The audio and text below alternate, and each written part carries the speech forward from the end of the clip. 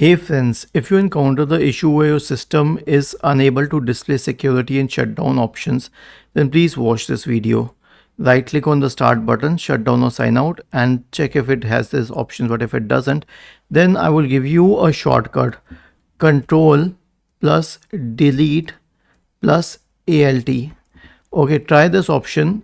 This will open the security options menu and you may be able to find the option to approach security options. But if that still doesn't happen, I mean, if you need these options anyway, then try an SFC scan. Search for command prompt in the Windows search bar. Click on run as administrator. Type the command SFC space / scan now and hit enter to invoke the SFC scan. The next solution is a system restore. Search for recovery in the Windows search bar and open recovery. Click on open system restore. Choose a good different restore point next. Choose a good restore point next and finally click on finish. The last solution is a cloud reset. Okay, so right click on the start button, select settings from the menu. Go to the system tab on the list on the left hand side. Select recovery in the right pane.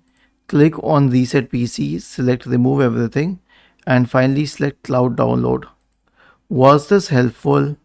If yes, then please subscribe to the channel, and if not, then let us know in the comment section of the video on how we could help you further. Thank you for watching this video and have a nice day.